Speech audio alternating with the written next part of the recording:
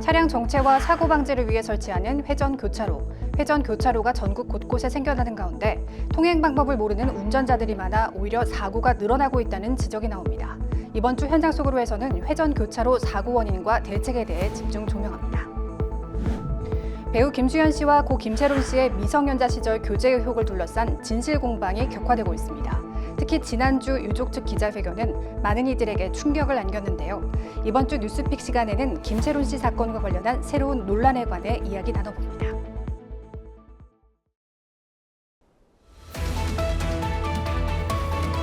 시청자 여러분 안녕하십니까? 5월 16일 오늘 방송 현장과 사람 시작하겠습니다. 교통 흐름을 원활하게 하고 교통사고를 방지하기 위해 설치하는 회전교차로. 많이들 보셨을 텐데요. 그런데 복잡한 회전교차로 때문에 오히려 사고 위험이 늘어난다는 지적이 나오고 있습니다. 바로 2개 차선으로 운영되는 2차로형 회전교차로 문제인데요.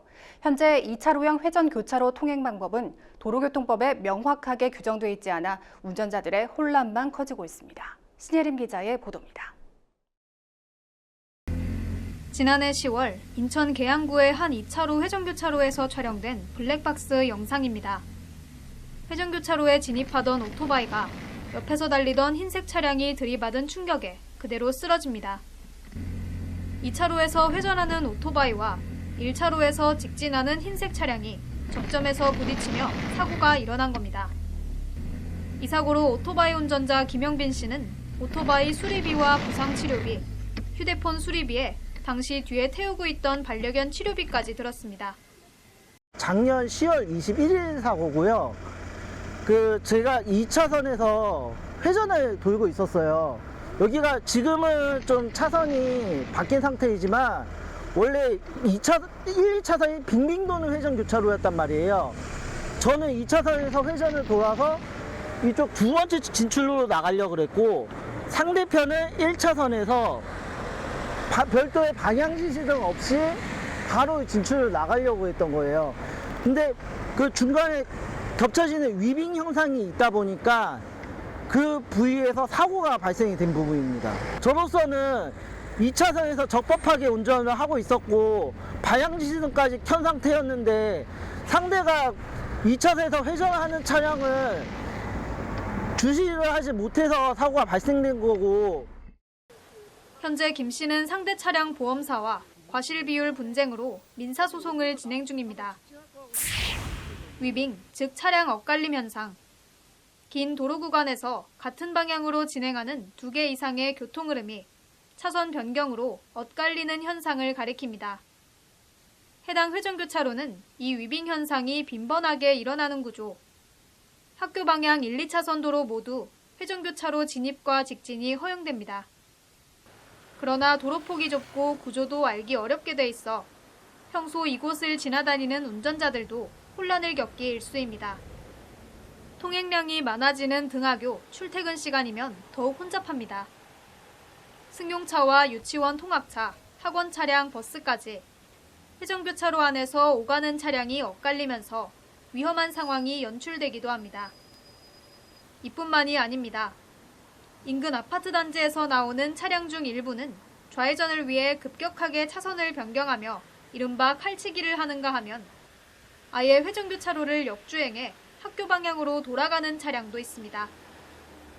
이에 김 씨는 지난 1월 지자체를 상대로도 민사소송을 제기했습니다. 1차로 주행 차량의 과실도 사고 원인이지만 해당 회전교차로 자체가 기형적인 구조라는 겁니다.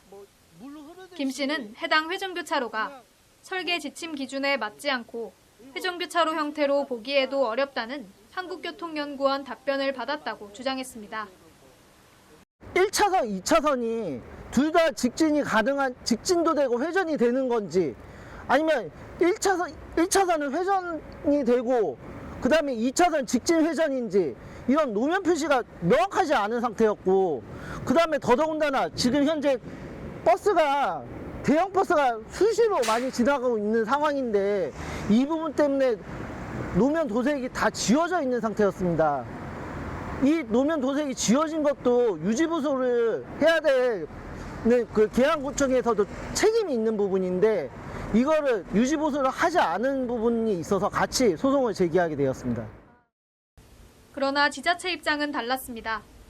해당 회전교차로는 도로교통공단 검토안에 따라 인천경찰청 교통안전시설 심의 절차를 거쳐 적법하게 시공했고 회전교차로에는 문제가 없다는 설명입니다. 예전부터 관습적인 회전교차로로 이용되던 구간. 교통사고가 자주 발생하자 2020년 이곳에 정식으로 회전교차로를 설치했습니다. 교통사고 전문 변호사의 의견은 어떨까? 정경일 변호사는 해당 회전교차로가 운전자에게 혼란을 일으키기 충분하다고 지적했습니다. 헷갈리게 돼 있죠. 사실 지금과 같이 2차로형 회전교차로 같은 경우에는 회전하는 차하고 진출하는 차가 차로가 다르면 서로 접점이 생겨서 사고 날 수밖에 없어요. 노면 표시로 확실하게 하든가 아니면 2차로형 회전교차로에 대해서 통행 방법을 제대로 안내하든가 이런 게 있어야 되는데 없으니까 물론 서로 양보와 배려로 운전했다면 애초에 사고 안 일어났겠지만 지금과 같이 사고 일어날 수밖에 없는 구조로도 보입니다. 엄밀히 말하면 이걸 확실하게 좀 더 회전교차로가 2차로형 회전교차로형으로 만들어 놨다면 자동차도 그렇게 섣불리 직진하지는 않았을 거예요. 계양구청은 사고 이후 지워져 불명확하던 노면 표시를 다시 도색했습니다. 2차로형 회전교차로는 1차로형 회전교차로 형태가 됐습니다. 이에 따라 현재 1차로는 회전차로, 2차로는 직진차로로 이용 가능합니다.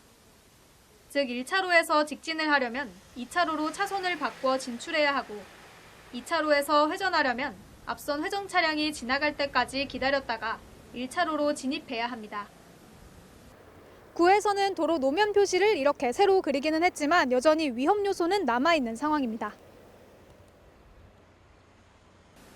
이곳을 지나다니는 효성동 2번 버스입니다.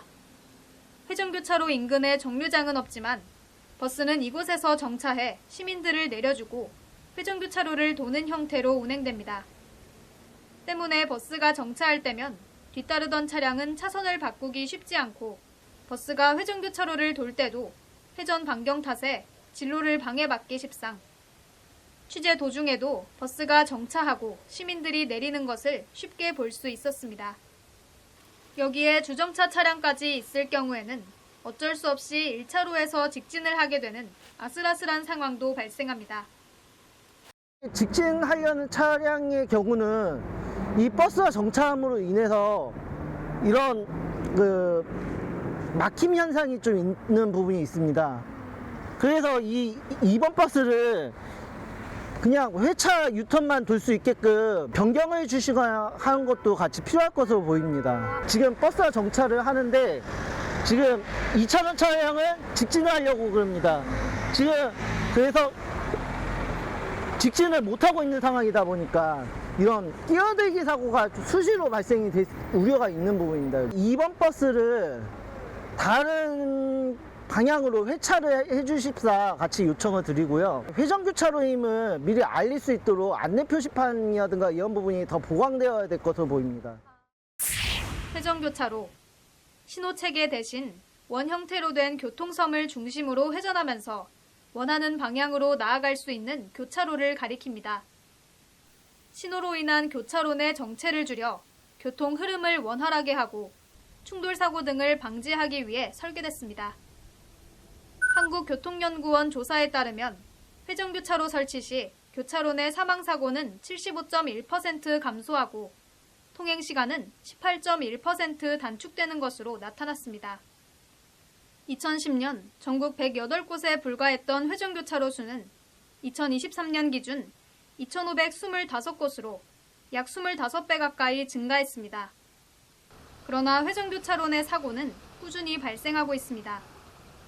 국토교통부에 따르면 회전교차로 내 교통사고 건수는 2018년 1,051건, 2020년 1,456건, 2022년 1,402건으로 나타났습니다. 수치로 따져봤을 때 회전교차로 내에서 해마다 1,000건 이상 사고가 난 겁니다. 이는 회전교차로에 대한 낮은 이해도가 원인으로 꼽힙니다. 운전자들이 회전교차로에 친숙하지 않은 데다 통행 방법에 대한 정부의 홍보도 부족해 오히려 사고를 야기하고 있다는 지적입니다. 회전교차로 내에서는 회전 차량이 우선. 이에 따라 회전 차량은 멈추지 말고 서행해야 하고 진입 차량은 회전 차량을 기다렸다가 들어와야 합니다. 또한 회전교차로 진입 시에는 좌측 방향지시 등, 진출 시에는 우측 방향지시 등을 켜야 합니다. 그러나 이러한 통행법을 알지 못해 속도를 줄이지 않고 그대로 회전교차로에 진입하거나 진출입 시 방향지시 등을 켜지 않는 차들을 쉽게 볼 수 있습니다. 한국교통연구원 조사 결과에 따르면 회전교차로 통행 방법을 정확히 안다고 답한 비율은 약 34.6%에 불과했습니다. 특히 2차로형 회전교차로가 문제입니다. 2차로형 회전교차로는 1차로형보다 더 많은 교통량을 처리해야 할 때 설치됩니다. 그러나 회전과 직진을 위한 진입, 진출차로 구분이 명확하지 않아 운전자들이 알아서 눈치껏 이동하거나 회전차로에서 진출하기 위해 차선을 변경하다 자칫 충돌 사고가 발생할 위험도 있습니다. 5년 전 법률방송이 취재했던 장소에 다시 나와봤습니다. 당시 추돌 사고가 빈번하게 발생하던 2차로 회전교차로입니다.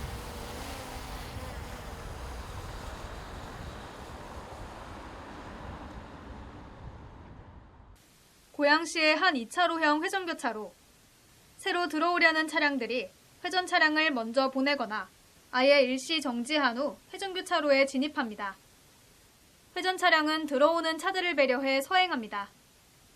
일부 차량이 진출입 시 방향지시 등을 켜지 않는 경우도 있었지만 5년 전과 같이 위험한 상황은 발생하지 않았습니다. 결국 중요한 것은 운전자 간 배려와 양보. 2차로형 회전교차로에서 1차로에서 진출하는 차량과 2차로에서 회전하는 차량과의 충돌을 피하기 위해서는 2차로 사거리 교차로에서 통행할 때 차로 생각하시고 진출입하면 이러한 충돌 방지에 도움이 됩니다. 예를 들어 회전교차로를 중심으로 직진 내지 우회전한다면 회전교차로 외측 즉 2차로로 진행해서 2차로로 진출하고 직진 내지 좌회전 유턴한다면 회전교차로 내측 즉 1차로로 진행해서 1차로로 진출하면 사고 방지에 도움이 됩니다. 회전교차로에서는 반시계 방향으로 회전해야 되고 진입 차량은 서행 내지 일시정지해야 됩니다. 또 진출입하는 차량보다 회전하는 차량이 우선하고 진입하는 차량은 좌측 방향지시 등 진출하는 차량은 우측 방향지시 등 켜야 합니다. 또한 현재 국내에서는 2차로형 회전교차로에 대해서는 법에 제대로 규정돼 있지 않은 상황. 전문가는 정부 차원에서 2차로형 회전교차로에 대한 통행 방법을 정립하고 이를 운전자들에게 명확하게 고시할 필요가 있다고 조언했습니다. 사실 아직까지는 대한민국의 2차로형 회전교차로가 많이 보편화 안 돼 있고 이 통행 방법에 대해서도 정립이 안 돼 있습니다. 그러다 보니까 서로 자신의 주장만 우선하면 사고로 이어질 수밖에 없거든요. 기본적으로는 양보와 배려 운전이 전제돼야 됩니다. 그나마 있는 게 한국교통연구원에서 이 2차로 회전교차로 통행 방법을 안내하고 있는데 이게 법적인 조력이 있다라고 보긴 좀 힘들어요. 합리적인 회전교차로 통행 방법은 맞는데 아직까지는 법에 정해진 건 아니기 때문에 이걸 가지고 그대로 과실비율 판단이 이루어지지는 않습니다. 회전교차로도 시설물이 만들어지고 난 뒤에 도로교통법에 회전교차로 통행 방법이 정해졌거든요. 그런데 2차로 회전교차로 통행 방법에 대해서는 아직까지 명확하게 안 정해졌어요. 도로교통법에. 이러한 2차로 회전교차로 통행 방법도 정할 필요가 있겠습니다. 끊이지 않는 2차로 회전교차로 사고. 더욱 안전한 교통문화를 위해서는 올바른 통행법 숙지와 구체적인 법제화는 물론 서로 간 양보하고 배려하는 운전 습관이 필요해 보입니다. 법률방송 신예림입니다. 스튜디오에 나온 기자와 관련 내용 이어서 이야기해보겠습니다. 신 기자, 2차로형 회전교차로에서 사고 위험이 크다고요. 이유가 무엇입니까? 네, 간단히 말해서 1차로형 회전교차로는 차선이 1개, 2차로형 회전교차로는 차선이 2개인데요. 1차로 회전교차로는 사실 그렇게 복잡하지는 않습니다. 이 통행 방법을 제대로 알고 회전교차로에 들어가고 나오는 차량이 안전운전, 서로 양보하고 배려하면서 통행하면 되는데요. 2차로형 회전교차로는 상대적으로 1차로형보다는 사고 위험이 큰 편입니다. 1차로에서 진출하려는 차량과 2차로에서 회전하려는 차량이 엇갈리면서 충돌이 발생할 수 있기 때문인데요. 이를 차량 엇갈림 현상, 즉 위빙 현상이라고 합니다. 네, 회전교차로 통행 방법 숙지가 중요하다고 했는데 올바른 통행 방법은 무엇입니까? 네, 먼저 회전교차로에서는 회전하는 차량이 우선합니다. 그렇다 보니 모든 차량은 회전교차로에 진입할 때 서행하거나 일시 정지해야 하고요. 이 교통섬을 반시계 방향으로 회전하면서 통과하면 됩니다. 이때 다른 운전자에게 자신의 진행 방향을 알려주는 방향 지시등을 켜는 것이 중요한데요. 이 진입하는 차량은 좌측 방향 지시등을 켜야 하고요. 진출하는 차량은 우측 방향 지시등을 켜면 됩니다. 네, 그렇다면 상대적으로 더 위험할 수 있는 2차로 회전 교차로 안전하게 통행하려면 어떻게 해야 하나요? 2차로 사거리 교차로를 진행할 때 차로를 생각하시면 2차로 회전교차로를 진출입하는 데 더 도움이 되실 것 같습니다. 이에 따라 회전교차로에 진입 시 12시나 3시 방향일 때는 바깥 차로, 12시나 9시 방향일 때는 안쪽 차로로 주행하면 됩니다. 그러니까 회전교차로를 중심으로 직진 내지 우회전한다면 회전교차로 외측, 즉 2차로로 진행해서 2차로로 진출하면 되고요. 직진 내지 좌회전하거나 유턴한다면 회전교차로 내측, 즉 1차로로 진행해서 1차로로 진출하면 됩니다. 그렇군요. 만약 회전 교차로 내에서 사고가 난다면 회전 차량과 진입 차량 중 누구의 과실이 더 크게 나오나요? 이 회전교차로 사고 과실 비율은 앞서 말씀드렸던 회전교차로 통행 방법을 기본으로 합니다. 물론 사고에 따라 조금씩 달라지기는 하지만요. 이 회전교차로 통행 방법을 얼마나 준수했는지를 바탕으로 과실 비율이 정해지는데요. 관련해서 정경일 교통사고 전문 변호사 인터뷰 보고 오시겠습니다. 회전교차로 통행 방법에 따라서 구체적 과실 비율이 정해지는데 회전교차로 사고에서의 기본 과실은 회전 차량 과실 20%, 진입하는 차량 과실 80%입니다. 회전 차량이 우선합니다. 여기에서 방향지시등을 켰는지, 서행했는지, 자신의 차로에서 진출하는 것이 다른 차량 통행에 방해되는 건 아닌지 등의 요소가 고려돼서 최종 과실 비율이 정해집니다.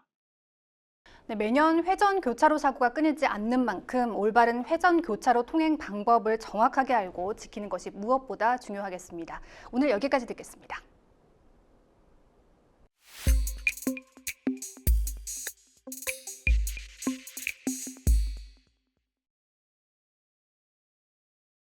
고 김세론 씨의 사망 원인을 둘러싼 진실 공방이 2달째 이어지고 있습니다. 특히 지난주 있었던 유족 측 기자회견이 또 다른 갈등의 불씨를 낳았는데요. 한 주간 주요 이슈를 짚어보는 뉴스픽, 오늘은 조나리 기자와 김세론 씨 사건의 새로운 논란에 대해 이야기 나눠보겠습니다. 조 기자, 이 사건은 저희가 2번째로 다루는 내용이죠. 이후 계속 사건의 진행 상황을 지켜봤나요? 네, 그렇습니다. 지난 3월 21일이었죠. 그때도 뉴스픽 시간에 사건의 법적 쟁점들을 정리해 다룬 바 있었는데요. 이후 방송에서 다루진 않았지만 3월 27일 김세론 유족 측의 첫 기자회견과 같은 달 31일 배우 김수현의 기자회견을 갔었고요. 현장 상황을 기사로 보도했었습니다. 양측이 한 번씩 진행한 기자회견 이후에도 일부 새로운 주장이나 이슈들이 있었습니다. 하지만 워낙 입장이 첨예하게 갈리는 부분이라 기자회견 같은 공식적인 자리에서 나온 이야기가 아니라면 기사화하지 않았는데요.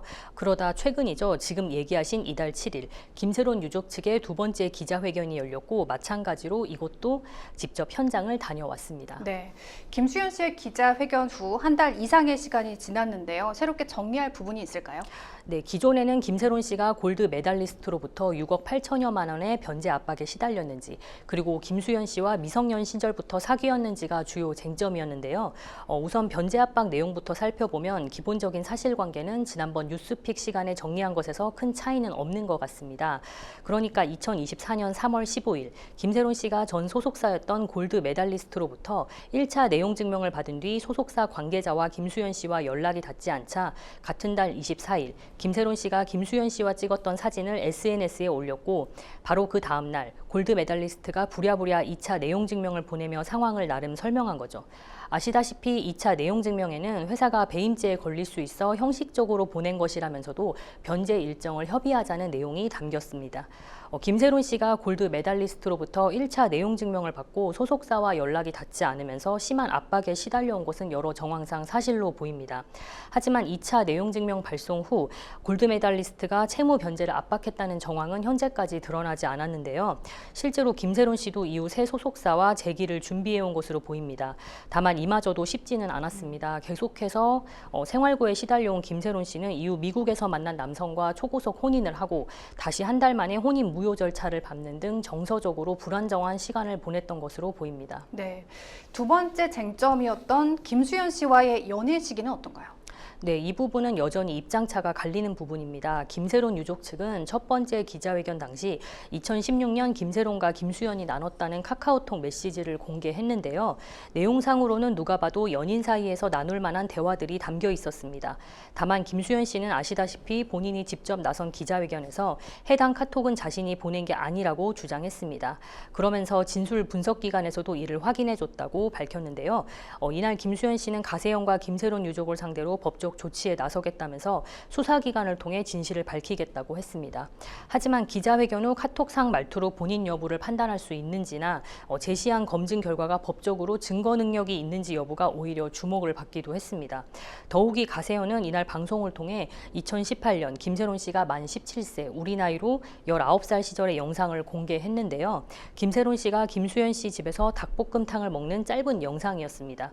반면 김수현 씨 측은 이 영상에 대해 김수현이 군복무 중 휴가를 나왔을 때 김세론이 잠깐 놀러 온 것이며 두 사람이 사귀던 때도 아니었고 당시 김수현 집에는 가족도 함께 있었다고 반박했습니다. 이외에도 2016년부터 2019년까지 김수현 씨가 만나고 있던 연인이 있었다거나 김세론 씨 역시 2019년 김수현 씨가 아닌 다른 남자친구가 있었다는 보도가 지난달 나오기도 했습니다. 양측이 각각 주장하는 연애 시기 중 겹치는 시기는 2019년부터 2020년까지인데요. 보도 내용이 사실이라면 두 사람 모두 2019년 각자 만나던 사람과 이별 후 그의 만남을 시작한 것으로 보입니다. 네. 그러나 중에 지난주 김세론 유족 측의 두 번째 기자회견이 열린 거죠. 그렇습니다. 첫 번째 기자회견에서는 카톡 메시지가 공개됐다면 이번에는 김세론 씨 음성이 공개됐는데요. 내용을 종합하면 김세론 씨가 김수현 씨와 중학생 때부터 사귀어 왔고 연예 유튜버 이진호 씨가 올리는 영상 때문에 고통을 받고 있다는 내용입니다. 현재 이진호 씨는 김세론의 명예를 훼손한 혐의로 유족들로부터 고소를 당한 상태입니다. 가세현은 이 녹취가 지난 1월 10일 미국 뉴저지 인근 스타벅스에서 김세론과 제보자가 나눈 대화로 김세론의 동의 하에 녹음이 진행됐다고 설명했습니다. 네. 기존 유족 측이 주장한 것과 거의 동일한 내용인 것 같은데요. 이외에 다소 충격적인 이야기들이 나왔다고 하죠. 네, 그렇습니다. 우선 김수현 씨에 대한 부분은 김세론 씨가 중학교 2학년 때 김수현 씨와 성관계를 했고 김수현이 다른 이성의 사생활이 담긴 사진을 김세론에게 보냈다는 주장입니다. 또한 이 녹취를 가세현에게 제공한 제보자가 이진호 씨를 비롯한 여러 제3자들로부터 녹취록 제공 압박 및 회유를 받던 중 지난 4월 30일 조선족과 이씨 성을 가진 한국인으로부터 흉기 피습을 당했다는 폭로도 있었습니다. 두 사람 모두 사건 발생 전 미국으로 입국한 사실이 현지 수사 결과 드러났다고도 했는데요. 유족 측은 이를 토대로 김수현을 아동복지법 위반 및 무고죄로 고소했고요. 제보자에 대한 범행 역시 수사를 의뢰한 상태입니다. 네. 들으면서도 다소 믿기 어려운 내용인데요. 그런데 이날 발표된 내용이 조작됐다는 의혹이 있죠? 그렇습니다. 유족 측의 기자회견이 끝난 후 바로 옆 공간에서 이진호 씨의 기자회견도 열렸습니다. 이진호 씨는 해당 제보자가 가세현은 물론 자신과 골드 메달리스트에게도 접촉을 시도했다고 얘기했는데요. 또한 이 제보자가 자신과의 통화에서는 김세론이 김수현과 성인이 된 후 만났다고 얘기했다고 주장을 했습니다. 이진호 씨도 제보자로부터 김세론 녹취를 받았습니다. 그런데 이 제보자가 이진호 씨가 요구하지도 않았던 가세현과의 녹취도 제공에 의아했다고 하는데요. 이후 녹취물을 검증한 결과 AI를 통해 만든 음성을 토대로 제보자의 목소리와 노이즈를 더해 만들었다는 분석을 받았다고 말했습니다. 이진호 씨는 이날 18페이지의 검증기관 분석 결과서를 기자들에게 배포했고요. 최근 자신의 유튜브 채널에서도 감정물을 공개했습니다. 특히 조작 논란에 불씨를 지핀 것이 있었습니다. 바로 제보자가 흉기 피습 증거로 제시한 손바닥과 어깨 부상 사진입니다. 이 사진이 구글에서 검색하면 누구나 찾을 수 있는 이미지였던 것으로 드러난 건데요. 이에 대해 가세현은 기자회견 당일 유튜브 방송을 통해 제보자와 추가 인터뷰를 공개하고 조작 의혹을 전면 부인했습니다. 가세현은 문제의 사진이 제보자 아내의 실수로 비롯된 일이라면서도 제보 내용 자체는 허위가 아니라고 강조했는데요. 제보자 역시 억울함을 호소하며 자신의 부상 상태를 이미지가 아닌 영상으로 촬영해 공개하기도 했습니다. 네, 이진호 씨가 이 같은 기자회견을 직접 연 이유가 있을까요? 네, 앞서 김세론 유족 측이 기자회견에서 공개한 녹취는 제보자와 김세론과의 대화뿐 아니라 이진호 씨를 비롯해 여러 사람들의 녹취도 함께 공개됐습니다. 그중 이진호 씨와 한 현직 변호사의 관계자가 제보자에게 김세론 녹취를 달라면서 거액의 금액을 제시한 내용도 있었습니다. 가장 의아한 점이 이 현직 변호사와 관련한 내용인데요. 내용인데요. 이 변호사는 개인 유튜브 채널을 운영하는 고상록 변호사입니다. 공개된 녹취에서 고상록 변호사의 관계자가 제보자에게 미국에 사람을 보냈다는 취지의 발언을 합니다. 그리고 그로부터 4일 후 제보자가 흉기 피습을 당했다는 주장입니다. 나아가 가세연은 고상록 변호사가 보낸 변호사들이 제보자의 변호사에게 김세론 녹취를 제공할 시 제보자 딸을 상대로 제기한 민사소송도 취하하고 20억 원의 현금을 바로 지급하겠다는 통화 녹취도 확보했다고 밝혔습니다. 네, 당사자들은 이에 대해 어떤 입장인가요? 네, 현재 이진호 씨와 고상록 변호사는 법적 절차에 돌입했습니다. 이진호 씨는 가세연에서 공개한 12분 분량의 녹취가 처음부터 끝까지 새로 가공된 음성 파일이라고 주장하고 있습니다. 공개된 녹취에서 이진호 씨는 문제의 김세론 녹취를 받기 위해 지속적으로 제보자에게 전화를 하고 그 대가로 10억 원을 지급하겠다는 식의 발언이 나오는데요. 이진호 씨는 자신과 제보자 간의 통화는 모두 제보자의 요구로 이루어졌다고 반박했습니다. 녹취 제공을 대가로 10억 원을 주겠다는 말도 사실이 아니라고 주장하고 있습니다. 관련해서 이진호 씨의 입장을 들어봤는데요. 인터뷰 듣고 오겠습니다.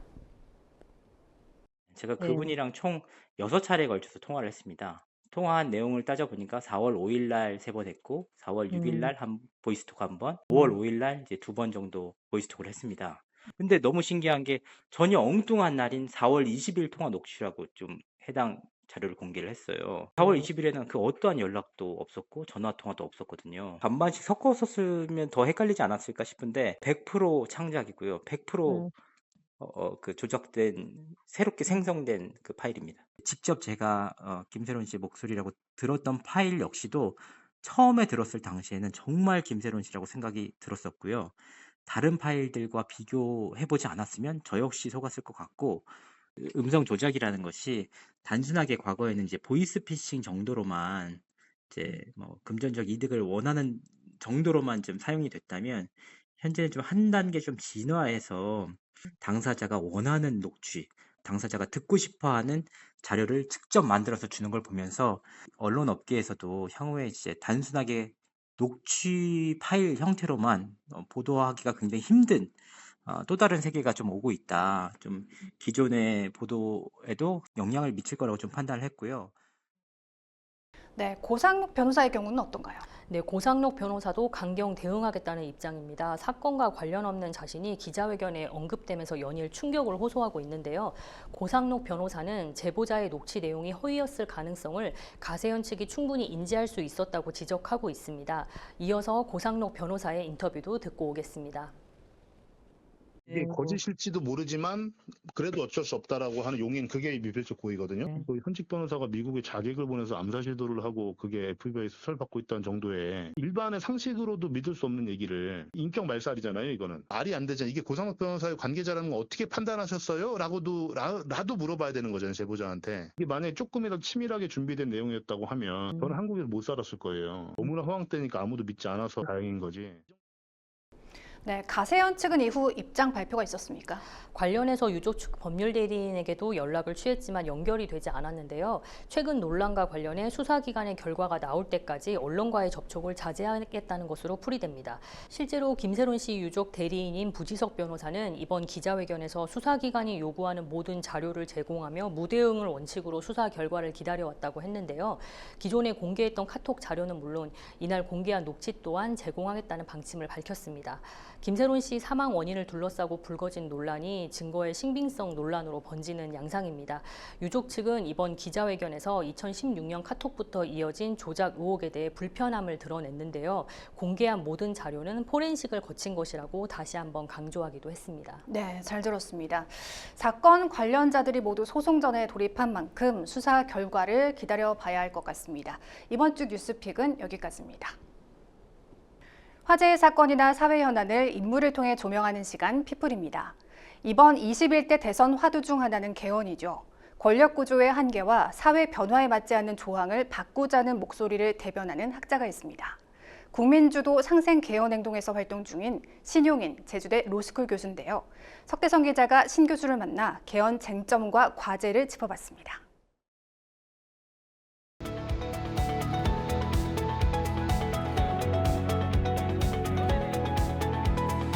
교수님 먼저 가볍게 자기소개 한번 부탁드리겠습니다. 예, 안녕하세요. 저는 제주대학교 법학전문대학원에서 학생들을 가르치고 있는 신용인이라고 합니다. 예, 반갑습니다.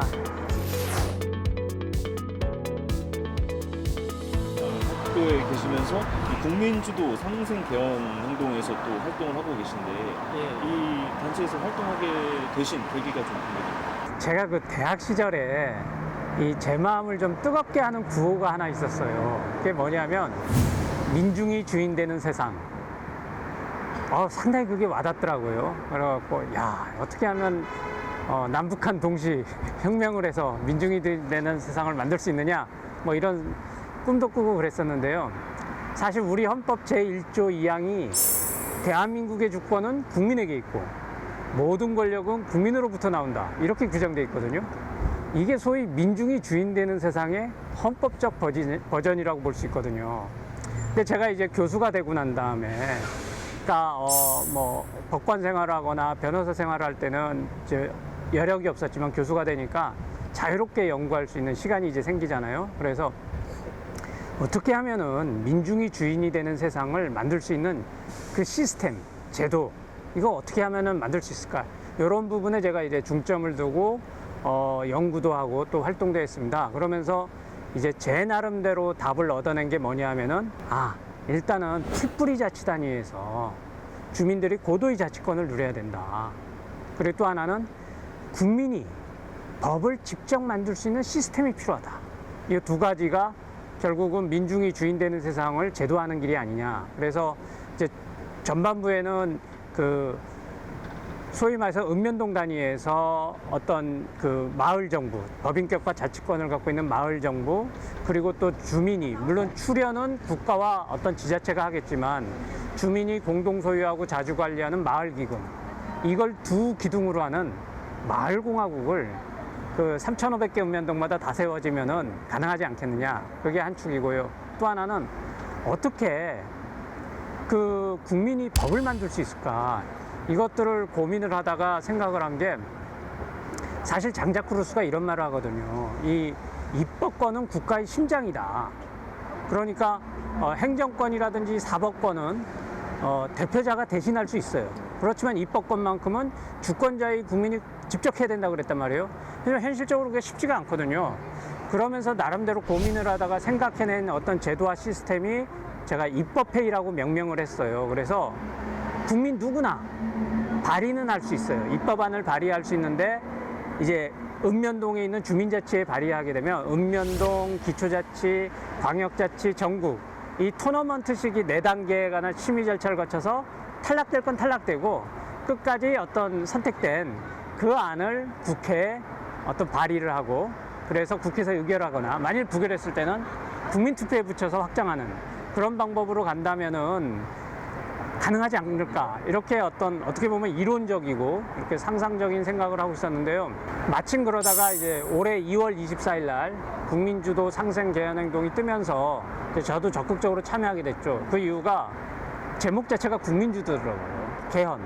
사실 헌법은 국가의 근본법이고 근본법이고 기본 질서를 정하는 법이고 최고법이잖아요. 그렇기 때문에 이건 국민이 직접 만들어야 된다. 그래서 국민 발안제 같은 것이 도입돼야 된다 생각을 했는데, 그 개헌 행동에서 이 부분을 적극적으로 주장하고, 그래서 저는 입법회의 형태의 어떤 국민 발안제, 이걸 한번 실현해 볼 수도 있지 않을까, 이런 생각이 들어서 참여를 하게 되고 또 활동을 하게 된 것입니다. 네. 예. 이번 그 계엄 사태도 그렇고 이 국민들이 그 계엄에 대한 필요성에는 공감하지만 왜 개헌을 해야 되는지는 그렇게 크게 실감하지 못하는 것 같습니다. 그리고 어떤 방향인지도 좀 구체적으로 잡히지 않은 것 같은데, 이런 거에 대해서는 좀 어떻게 보십니까?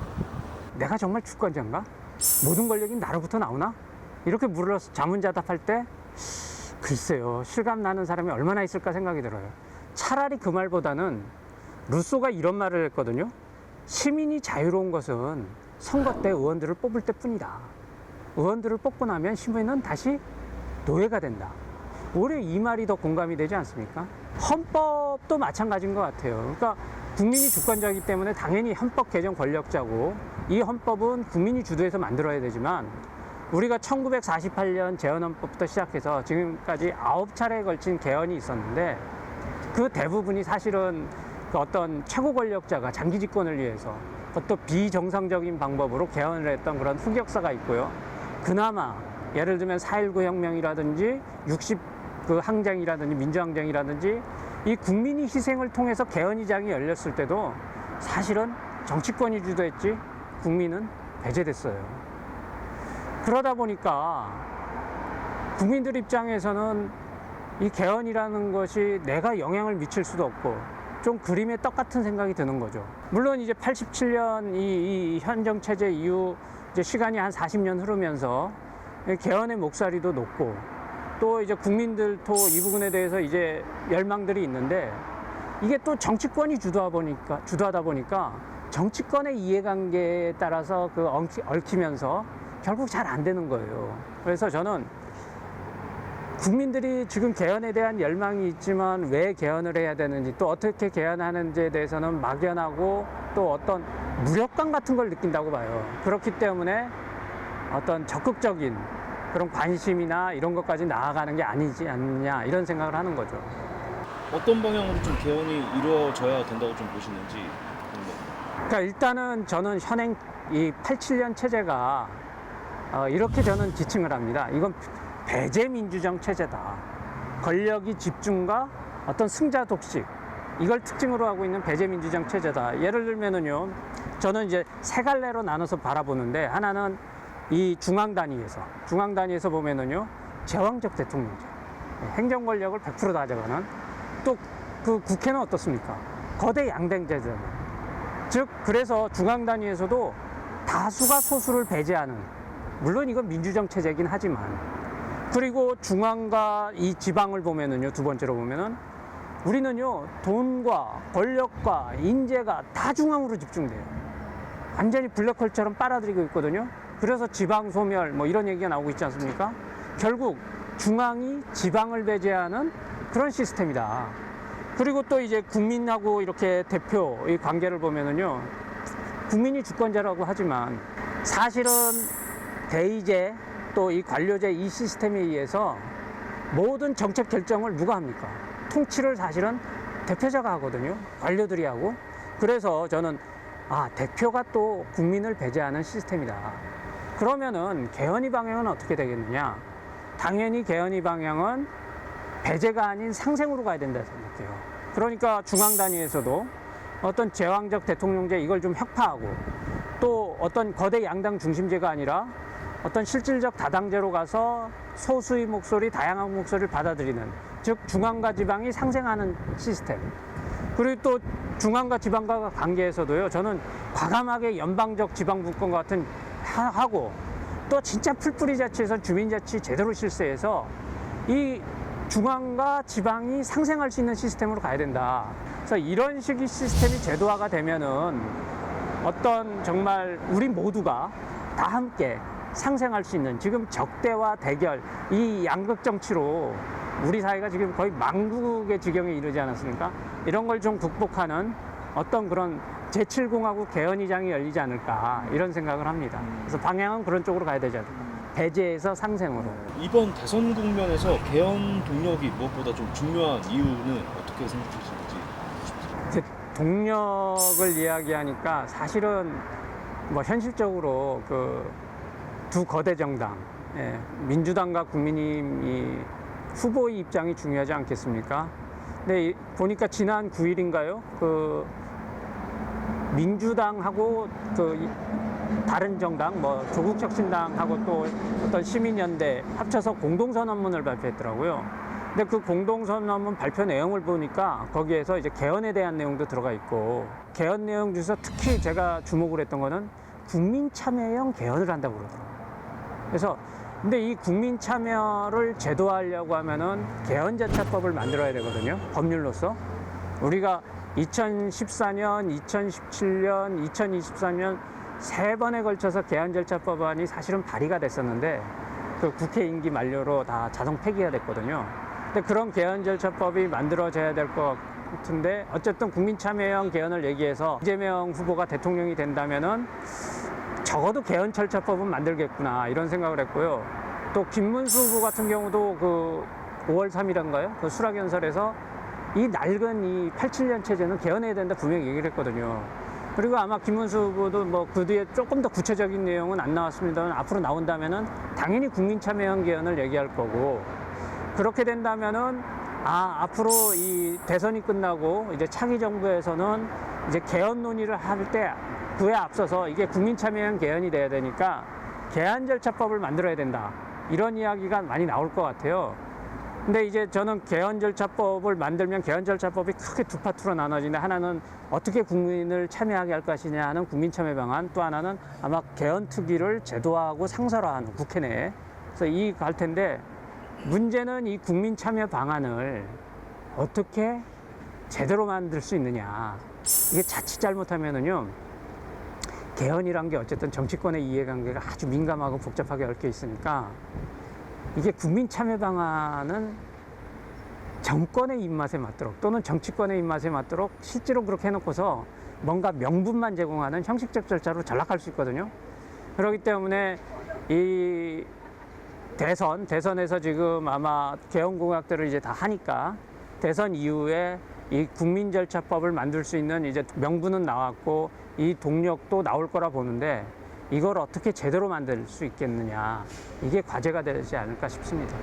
프로의 그 지금 활동 계획을 좀 듣고 싶습니다. 일단은 그 대선 이후에 개헌 절차법 제정 운동에 아마 개헌 운동 세력들의 그 힘이 모일 텐데, 저도 거기에 일단은 덧붙이려고 해요. 좀 보탬이 되도록 노력을 할 거고, 또 하나는 제가 이제 제주도에 사니까 사실은 제도화를 하기 전에 한번 시민운동 차원에서 그 입법회의 운동을 해보자.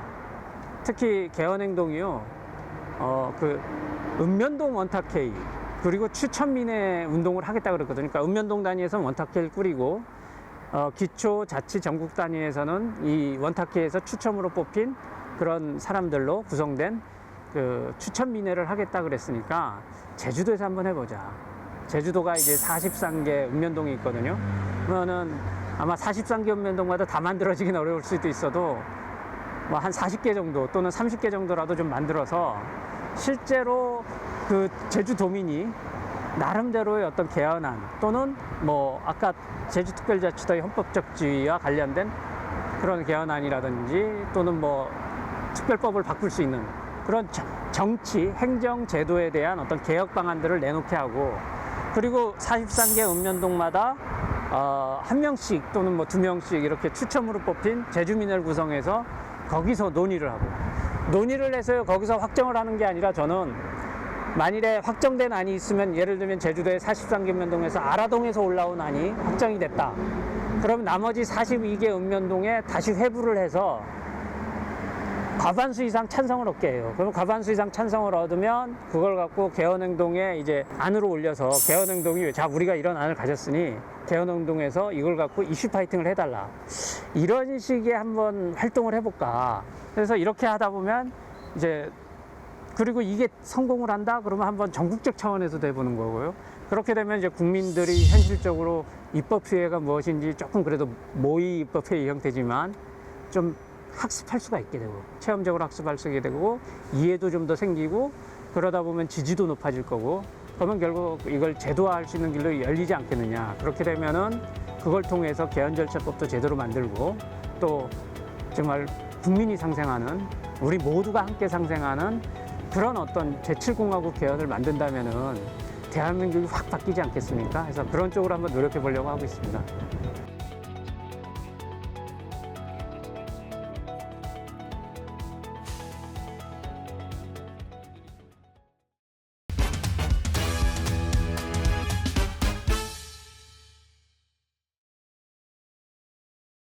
법원 판결을 통해 어렵고 딱딱한 법률 문제를 쉽고 재미있게 풀어보는 주목 이 판결.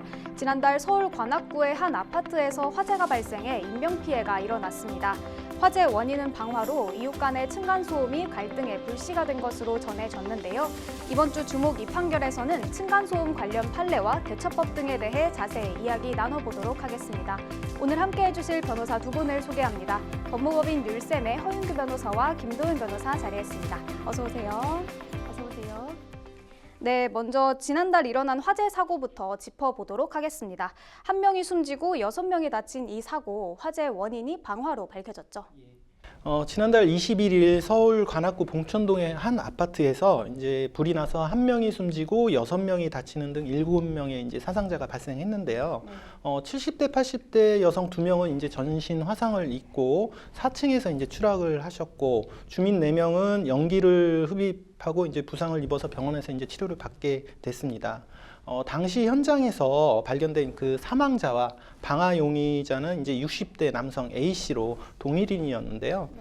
이 남성은 이제 높은 압력으로 액체를 분사하는 고압 세척건을 사용해서 일부러 이제 건물에 불을 지른 것으로 이제 확인이 됐습니다. 네, 말씀하신 것처럼 방화 용의자가 현장에서 숨진 채 발견됐는데요. 불을 낸 유력한 원인으로 층간 소음이 지목됐습니다. 네, 그렇습니다. 방화 용의자인 60대 남성 A씨는 지난해까지 해당 아파트에 거주하면서 이웃 주민들과 층간소음 문제로 이제 갈등을 겪었던 것으로 전해졌는데요.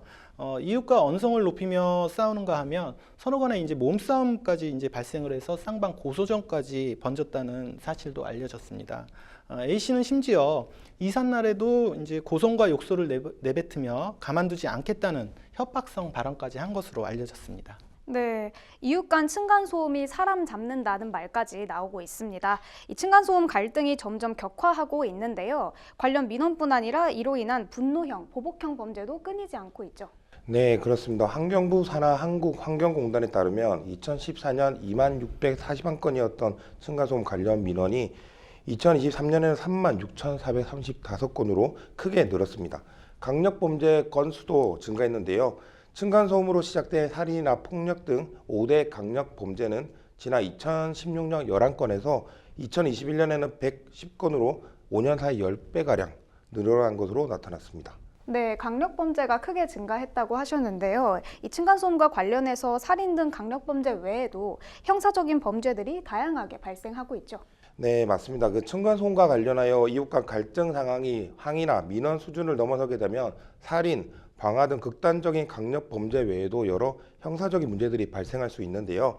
대표적으로 층간소음으로 갈등이 있는 이웃에게 죽여버린다, 가만두지 않겠다라는 해악을 고지하는 경우에 협박죄가 될 수 있고요.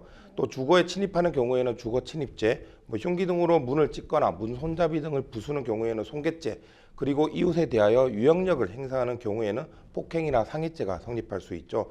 실제 저희가 수행한 사건 중에는 층간소음으로 인해서 부엌칼을 들고 찾아가서 특수협박죄로 처벌받은 사례도 있었습니다. 네, 이처럼 심각한 층간소음 문제 해결 방안은 없는지 지금부터 법률적 관점에서 살펴보도록 하겠습니다. 허윤규 변호사님, 이 층간소음을 처벌할 수 있는 법적 근거가 있나요? 네, 현행법상 이제 층간소음을 처벌할 수 있는 근거로는 경범죄 처벌법상 이제 인근소란죄가 있기는 합니다. 즉 경범죄 처벌법 제3조에서는 악기, 라디오, 텔레비전, 전축, 종, 확성기, 전동기 등의 소리를 이제 지나치게 크게 내거나 큰 소리로 떠들거나 또는 노래를 불러 이웃을 시끄럽게 한 행위를 인근 소란으로 규정을 하고 있고요. 이에 해당하면 이제 벌금형을 부과할 수는 있기는 합니다. 그런데 이 벌금이 이제 10만 원 이하에 그치는 데다가 이것도 이제 고의성과 피해의 정도가 명확하지 않으면 사실상 처벌하기가 어렵다는 문제가 있습니다. 네, 층간소음 문제를 해결하기에는 처벌이 너무 약하지 않나 이런 생각이 드는데요. 예, 많이 약하기도 하고요. 그래서 이제 해외에서 사례를 보면 이 소음을 단순 사적 분쟁이 아닌 공공질서를 위반하는 행위로 보고 이 해외에서는 엄격하게 제재를 하고 있습니다. 예를 들면 이제 미국 워싱턴 DC에서는 그 주 조례에 따라서 층간소음을 일으킬 시 하나로 약 35만 6천 원에 해당하는 $250 이하의 벌금 또는 90일 이하의 구류 처분을 내리고 있고요. 독일의 연방질서위반법 제117조에서는 이웃을 괴롭히거나 타인의 건강을 해칠 수 있는 소음을 낸 사람에게 최대 5,000유로, 하나 약 819만 원 정도의 과태료를 부과할 수 있다고 규정하고 있습니다. 이에 따라서 우리나라도 이러한 층간소음 문제를 보다 심각하게 받아들여서 벌금을 올리는 등 법적 처벌을 높여야 한다는 의견들이 나오고 있는 것이죠. 네, 처벌로는 해결이 안 되니 층간소음 피해자가 눈에는 눈, 이에는 이 방식으로 직접 나서는 경우도 쉽게 볼 수 있는데요. 예를 들어 대형 스피커를 이용해서 큰 소리로 음악을 틀어 놓는다거나 또 망치 등으로 천장을 두드려서 윗집에 피해를 주는 방식으로 복수를 하는 것이죠. 그런데 이러한 보복으로 되려 층간소음 피해자에서 가해자가 될 수도 있다고요. 네, 그렇습니다. 이 보복 소음도 경범죄 처벌법에 따라서 10만 원 이하의 벌금형이기 때문에 비싼 돈을 주고 고소하거나 이사를 갈 바에는 10만 원을 내고 이른바 참교육을 시켜주겠다는 마음으로 일부러 보복 소음을 내는 경우가 많은데요. 그러나 이는 적절한 해결책이 될 수는 없습니다. 층간소음 보복으로 순식간에 피해자에서 가해자가 돼 형사처벌을 받을 수 있기 때문인데요. 특히 반복적인 소음을 내 보복하는 행위는 스토킹 혐의가 인정될 수 있다는 대법원 판결이 있습니다. 네, 먼저 어떤 일이 있었는지부터 설명을 좀 해주시죠. 네, 지난 2021년 10월로 거슬러 올라가는데요. 경남 김해에 있는 한 빌라에 거주하고 있던 A씨가 층간소음에 불만을 품고 벽과 천장을 한 달간 약 31회에 걸쳐 도구로 두드리고 고함을 치거나 스피커로 찬송가를 크게 트는 등 지속적인 소음을 냈습니다. 이에 대하여 검찰은 위층 거주자를 비롯한 주변 이웃에게 반복적으로 불안감이나 공포심을 일으키는 소리를 도달하게 했다며 스토킹 처벌법 위반 혐의로 기소를 했습니다. 네, 앞서 말씀해 주셨던 것처럼 반복적인 보복 소음을 낸 것이네요. 네. 법원 판결은 어땠습니까? 네, 대법원은 A씨에게 징역 8월에 집행유예 2년을 선고한 원심을 확정했는데요.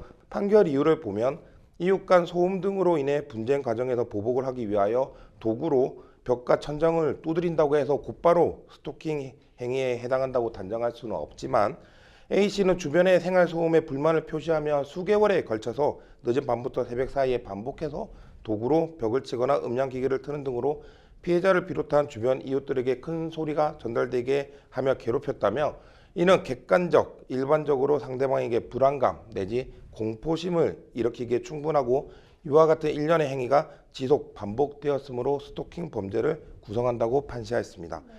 대법원은 이전까지는 누군가를 찾아가거나 항의하거나 욕설, 고함 등 위협 행위를 하는 경우에만 스토킹 범죄가 성립한다고 봤는데요. 이번 판결로서 이웃 간 일부러 소음을 발생시키는 행위도 사회 통념상 합리적 범위를 벗어나 객관적, 일반적으로 상대방에게 불안감 내지 공포심을 일으키기에 충분한 지속적 반복적인 행위에 해당한다며 스토킹 범죄가 성립한다는 점을 처음으로 인정하였습니다. 네, 층간소음 보복 행위로 스토킹 혐의가 인정된 첫 판례네요. 이와 비슷한 사례 하나 더 살펴보겠습니다. 지난해 나온 판결인데요. 층간소음에 복수하겠다며 귀신 소리 등 소음을 반복적으로 낸 40대 부부가 스토킹 혐의로 기소됐죠. 네, 그렇습니다. 지난해 1월 이제 대전지법 형사항소 4부는 윗집 쪽으로 소음이 될 수 있는 음향을 반복 송출한 혐의로 1심에서 이제 벌금형을 받은 그 40대 부부에게 항소심에서 이제 징역형으로 가중하는 판결을 선고를 했습니다. 이 부부는 대전 유성구에 소재하는 한 아파트 주민이었는데요. 윗집에 거주하는 가족이 층간소음을 낸다고 생각해 불만을 품고 복수하기 위해 범행을 저지른 것으로 확인이 됐습니다. 이들은 약 3개월간 10회에 걸쳐서 반복적으로 특이한 것은 스피커 앰프를 이용해서 윗집을 향해 생활소음을 내기도 하고요. 헤비메탈 장르인 데스메탈 음악도 틀기도 하고 심지어는 귀신 소리 같은 음향을 틀어서 실제로 범행을 했습니다. 1심에서는 두 부부에게 700만 원의 벌금이 선고가 되었는데요. 부부는 범행에 앞서 이제 스피커 앰프 등 장비를 새로 구입하고 인터넷에 층간소음 복수용 음악을 검색하는 등 사전에 이제 범행을 미리 계획한 것으로 드러났습니다. 그리고 이 범행 전에도 그 윗집 아이들의 이름을 아파트 엘리베이터에 이제 써붙인 행위로 이미 벌금 500만 원을 그 선고받은 바가 있었습니다. 그래서 이제 항소심은 이러한 부부의 행동으로 그 아이들을 포함한 윗집 가족의 정신적 피해가 이른바 이제 형법상 상해죄와도 별반 다르지 않다는 표현까지 했고요. 그래서 결과적으로 벌금형이 낮다고 판단해서 부부 중 남편에게 징역형의 집행유예를 선고하게 되었습니다.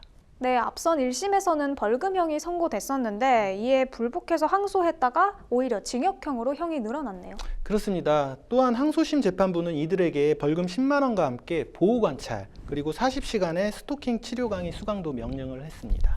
네, 반대로 이 층간소음에 대해서 항의했다가 보복당하는 일도 적지 않은데요. 층간소음 문제를 항의한 이웃의 집에 흉기를 들고 찾아가서 협박한 40대 여성이 징역형의 집행유예를 선고받은 일도 있죠.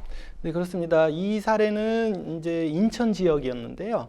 인천 서구 한 아파트에 거주하던 40대 여자 A씨는 지난해 1월 29일 오후 10시 45분쯤 이웃집에 사는 B씨와 그의 아내 C씨를 흉기로 협박한 혐의로 기소가 되었습니다. A씨는 이웃인 B씨 부부가 A씨로 인해 층간소음이 심하다면서 관리사무소에 항의한 것에 분노해 이 같은 범행을 저지른 것으로 밝혀졌는데요. A씨는 흉기를 들고 B씨 부부 집 현관문을 발로 차며 나와라, 너를 죽이고 나도 죽는다고 협박한 것으로 조사가 되었습니다. 재판부는 협박의 정도가 가볍지 않고 범행 후 정황도 좋지 않다고 하면서도 피해자와 합의해 피해자들이 처벌을 원하지 않고 있고 초범인 점 등을 고려했다며 징역 3개월에 집행유예 1년을 선고했습니다. 네, 그렇다면 만약 이웃이네는 층간소음으로 피해를 보고 있다면 어떻게 대처해야 할까요? 김도현 변호사님. 네, 1차적으로는 당사자 간 해결을 하거나 또는 관리사무소 등을 통해서 해결을 도모하면 좋겠지만 사실 오히려 그러다가 이웃 간 감정 싸움으로 번지는 경우가 더 많죠. 이런 경우에는 공동주택분쟁조정위원회나 환경분쟁조정위원회에 조정 신청을 할 수가 있습니다. 그럼에도 해결이 안 된다면 결국 법원에 민법 제750조를 근거로 손해배상 청구를 해야 할 텐데요. 모든 층간소음에 대하여 이러한 손해배상 책임이 인정되는 것은 아니고요. 공동주택 층간소음의 범위 및 기준 등을 넘어서서 사회 통념상 일반적으로 수인하기 어려운 경우에만 불법 행위로 인한 손해배상이 인정될 수 있습니다. 이러한 소송을 통한 손해배상 청구를 받기 위해서는 상대방이 지속적으로 수인 한도를 넘는 층간소음을 발생시켜 왔다는 점에 대해서 녹음 및 녹화 등을 하시는 것이 좋고요. 그 외 관리사무소 등의 민원을 제기한 내역, 층간소음 등으로 인하여 정신과나 심리치료를 받았다면 그 내역을 남겨두시는 것이 좋습니다. 네. 우리 사회의 고질적인 문제가 된 층간소음 해결 방안을 찾기가 쉽지 않아 보이는데요. 변호사님께서는 어떤 법적 제도가 마련돼야 한다고 보시나요? 네, 기자님께서 말씀하신 대로 언젠가부터 이 층간소음이라는 문제가 현대인들, 특히 공동주거에 거주하는 많은 사람들에게 가볍게 여길 수 없는 문제가 되고 있습니다. 저희 집도 초등학교 유치원에 다니는 아이들이 있다 보니 층간소음 매트, 소음 방지 슬리퍼 등을 착용한다 하더라도 혹시라도 이제 아이들이 실수로 발망지 소리가 나면 신경이 예민해지더라고요. 이러한 층간소음의 원인으로는 층간소음 발생자의 부주의에 의한 인적 요인과 기둥식 구조가 아닌 벽식 구조로 아파트가 건설된 물적 요인, 그리고 대도시 중심, 특히 아파트 중심의 사회 구조화에서 이웃과 서로 왕래가 뜸해진 사회적 요인 등으로 나누어 볼 수 있는데요. 결국 이를 해결하기 위해서는 법적으로는 아파트 등 공동주택을 건설할 때에는 층간소음을 줄일 수 있는 기둥식 구조를 선택하고요. 바닥 두께 기준을 두껍게 하는 등의 사항을 법적으로 강제하는 것이 필요하며 층간소음에 대하여 이웃 간 갈등이 감정 싸움을 넘어 형사범죄로 이어지지 않도록 정부 기관 등이 적극적으로 층간소음의 갈등 상황을 해결할 수 있는 제도를 마련하는 것이 필요하다고 생각됩니다. 그리고 무엇보다 공동주택에 거주하는 당사자들이 스스로 층간소음을 내지 않도록 조심하는 자세가 필요하고요. 이웃 간 층간소음에 대해서도 조금 더 열린 마음으로 이해하는 마음이 필요하지 않나 생각이 듭니다. 네. 심각한 강력범죄로 번지는 층간소음 문제, 더 이상 단순한 이웃 간 갈등으로만 치부해서는 안 될 것으로 보입니다. 오늘은 층간소음 갈등으로 인한 범죄와 관련 판결, 해결 방안까지 알아봤습니다. 주목 이 판결에서는 다음 시간에도 더욱 알찬 내용으로 찾아뵙도록 하겠습니다. 오늘 함께해 주신 변호사 두 분 고맙습니다.